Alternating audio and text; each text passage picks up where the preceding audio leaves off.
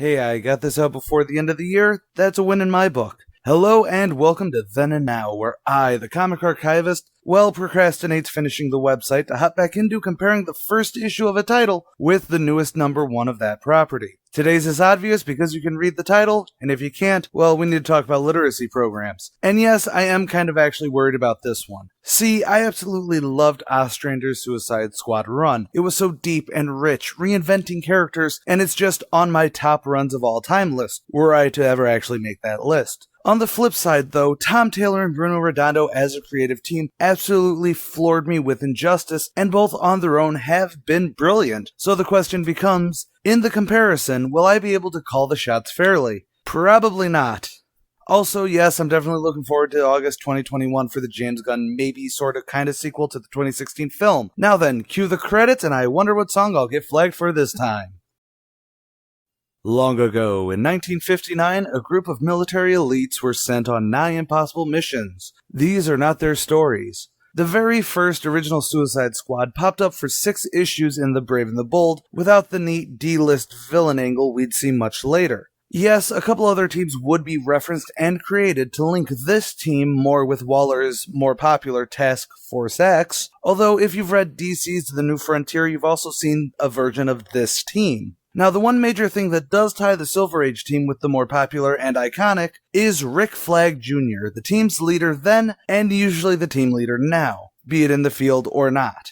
Little under 30 years later, the Legends crossover event began, written by John Ostrander, where Darkseid turned the world against Earth's mightiest heroes with the mind control of Glorious Godfrey, who I won't call social media man, though he'd be a perfect analogy for any writers listening. Anyways, in that event, the curvaceous queen herself, Amanda Waller, in her first appearance, activates Task Force X, with Flag as lead, so they can take on Brimstone, one of the elementals that Darkseid also has on Earth, trying to destroy things. The first team had Captain Boomerang, Deadshot, Enchantress, Bronze Tiger, and Blockbuster, although Blockbuster is the first official casualty on the long, sordid body count of squaddies. They're called the Suicide Squad after all. They do disband after the situation is over, for the most part, since they do get back together to save Boomerang from the Glorious Godfrey later on. Like many events, there were a few spin-offs or relaunches from that, but John Ostrander would head up the Suicide Squad book proper in 1987. This is a game-changing comic series that I want to gush over. Ostrander and every so often Kim Yale, over 66 issues and specials, made obscure, outdated, or downright mediocre criminals into worthwhile protagonists without making them into superheroes. Yes, I would be remiss if I didn't bring up that it was this series that also reintroduced the world to Barbara Gordon as the info broker Oracle, and it is still some of the best writing in comics of all time. But all good things must end, and that volume ended in 1992. However, the squad was not forgotten. They'd pop up in books like Superboy, where he actually technically joined the squad, and other books, though my favorite may be, at this time, Adventures of Superman, after Lex is elected president. He puts a new squad together to try and get Doomsday under his control. Most everyone on that team dies. Horribly. Though they do pop up alive and well everywhere else, so it's just a fun little one-off weirdness. That presidential run, though, does lead us directly to Suicide Squad Volume 2 in 2001. Keith Giffen only had 12 issues to work with, but it's not a bad run. Sergeant Frank Rock leads the team this time, though my own headcanon and some things hinted at in the comic, as well as everyone I've talked to online, tells me that this definitely was going to be an imposter if it did continue on. After that, we enter another crossover time period. Although the Suicide Squad was heavily involved in the brilliant 52 weekly comic, and then other appearance, and making a big splash in Checkmate, especially since Amanda Waller became the White Queen on that. They're also heavily prominent in the Salvation Run tie-in to Countdown. I know, that's a can of worms for another day. However, this was them being lead in subduing villains to be thrown onto the prison planet. The third volume, with a returning Ostrander at the helm, takes place in the interim between the Checkmate appearance and Salvation Run. Basically, this gives us the where has the assumed dead Rick Flag been, and then restarting the team. It sadly only went 8 issues, but as always, it's Ostrander being flawless with the team. Then they get shipped right back off to the wilderness. However, the Blackest Night tie-in, Dance Macabre, teams them up with the Secret Six, and being written by Gail Simone and John Ostrander, it is also amazing, surprisingly. But all that changed when the neutering happened in 2011. Or in hindsight, when Dr. Manhattan happened onto the DC Universe. Not the point. The point is, Adam Glass brought out the new Suicide Squad for the New 52 in the first wave of launches. This is probably the team that most of the general population would know now, since this version of the team was a Harley Quinn-led vehicle, and it was the basis, like the very bare-bones basics, version for that one movie we don't like talking about. Next would be the 2014 New Suicide Squad comic, called New Suicide Squad. Yeah. Which technically would have been Volume 5, but that new in the title meant that it didn't technically count. Sorry, Sean Ryan. However, in 2016, with the DC Rebirth reboot of a whole heaping helpful of a lot of rebooting going on, yes, that made sense to me when I wrote it down, we got a team that was more reflective of DCEU material in both team and look. And that, taking the short roundabout, brings us to the 6th official version of the team, and our now for today. Except, it is time for us to go to the then. I know I've said this about other comics I've covered, but I really truly legit miss covers like this, rather than just a standard group pose. There's excitement, there's intrigue, and there's just a sense of overall, oh damn, for it, making it more like a movie poster rather than just a standard promo shot.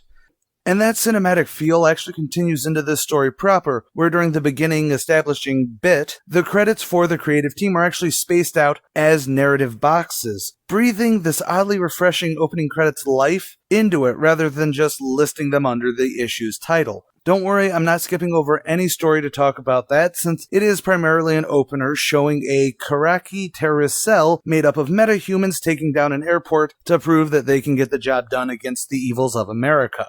We cut over to Belle Reve Federal Prison in Louisiana to get to the heavy talking parts. Well, actually, what can I say? This is actually a pretty heavy talking comic. Prison Warden John Economos, or however that's pronounced, is giving a tour of the facility to Vicky Vale, who's looking a lot less Kim Basinger, unfortunately. For the detailed-oriented, we also get a name drop of the Keene Act and the Ingersoll Amendment, both allowing for more defined roles, or lack thereof, with superheroes and superhuman rights. The Keene Act is actually a plot point from Watchmen, so apparently Dr. Manhattan really did alter the timeline if a comic from over 30 years ago has a Watchmen link. That then leads to the supervillain Parasite and his current treatment. They're feeding him just enough to keep him alive, but not enough to have him actively be awake.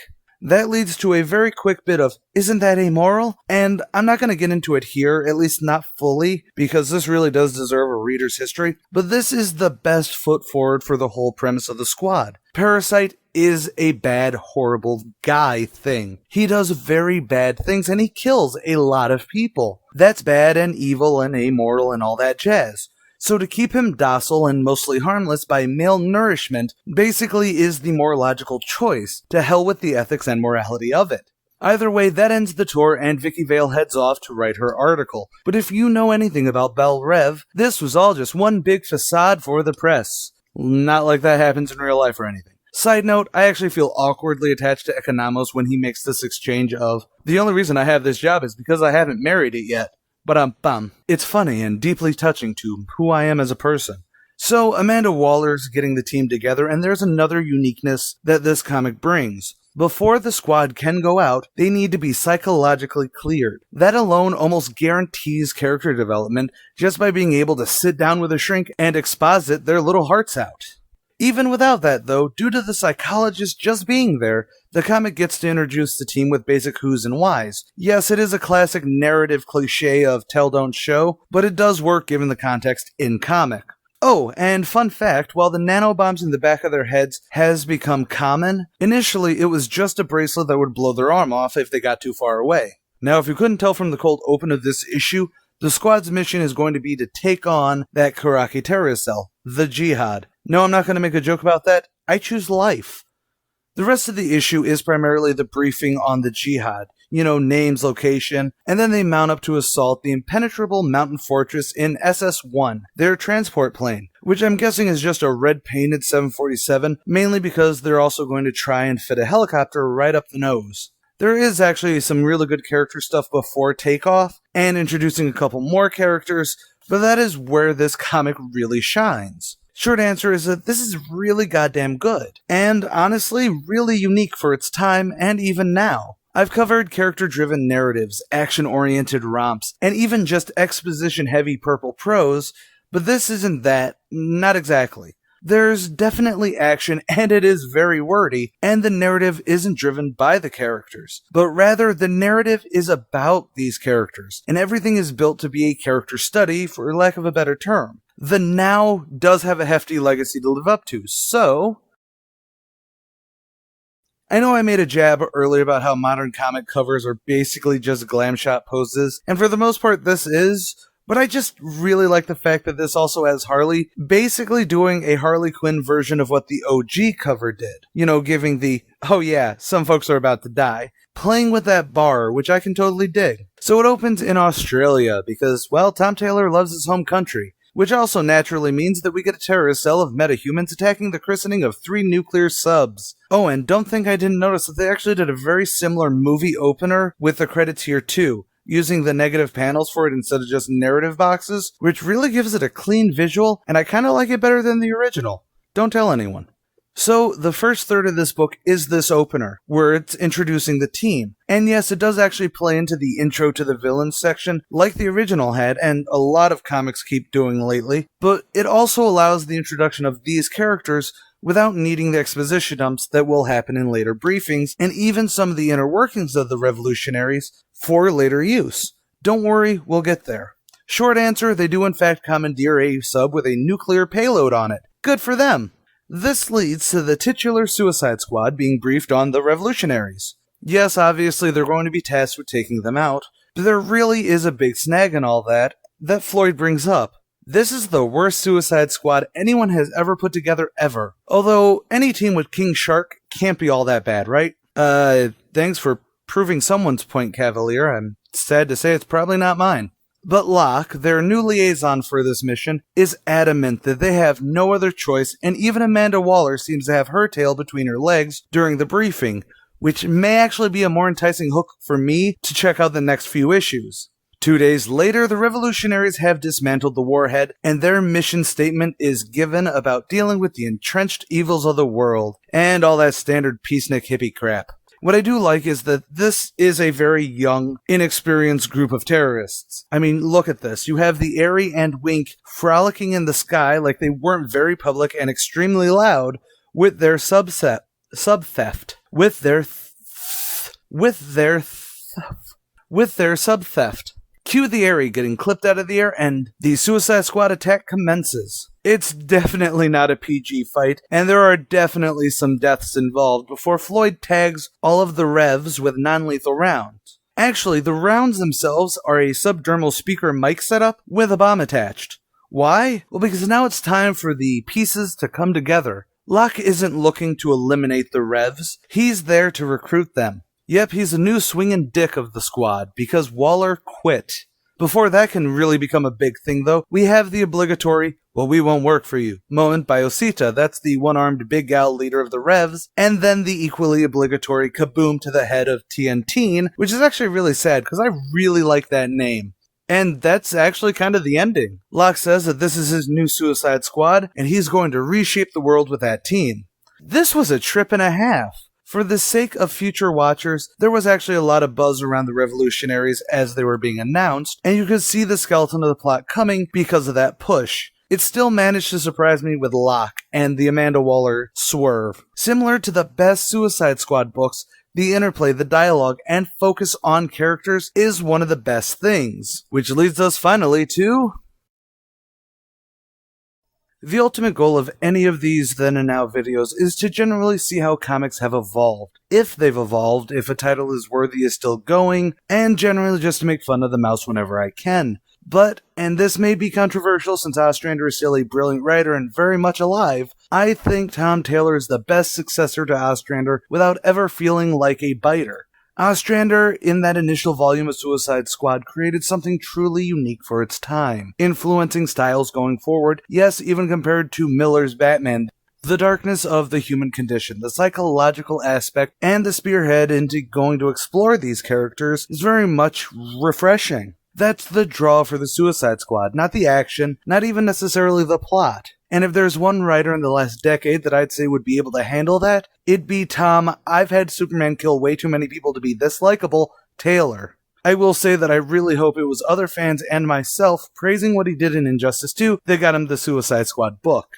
The biggest, or at least most intriguing to me on comparing these two, isn't actually based on the squad itself, but rather their opponents and the setup to them. The Jihad is very much of its time, with Karak being a stand-in for basically any Middle Eastern country and fears of that time. It's a very simple idea that to take on evil, you have to maybe stoop to a matching evil to do that. Now, the flip side to that, and what makes this a brilliant counterpoint, is that the revolutionaries aren't hired guns. To avoid the slippery slope of them being labeled as terrorists, because that's its own bag of cats, they aren't doing it for money or even national pride, but rather because of a very simple ideology that nukes are bad and it's a part of the evils of the world that they want to take on. Instead of the Suicide Squad simply being sent out to stomp out these idealistic youngsters, Locke, the new straight-laced buzzcut white guy lead, chooses to strong-arm them into his service. It's a hefty shift from the ideals of the 80s and what comics were trying to say at the time that showcases even just the fundamental difference between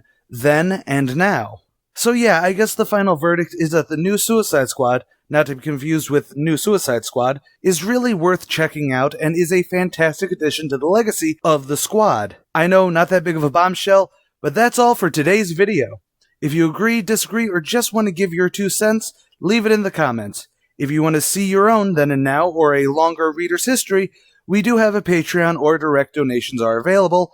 All the links in the description below. We also have a website currently under construction, so follow us on Instagram, Twitter, or Facebook to keep up to date with that one. Like, share, subscribe for all of our fun content. More than anything, though, I'm the Comic Archivist, and stay golden, Inklings. Rose, don't you know that? Whoa! Don't you think this song's a little inappropriate? We need to support her creativity. Go ahead, sweetheart. Bloody Rolex at the Grammy Awards.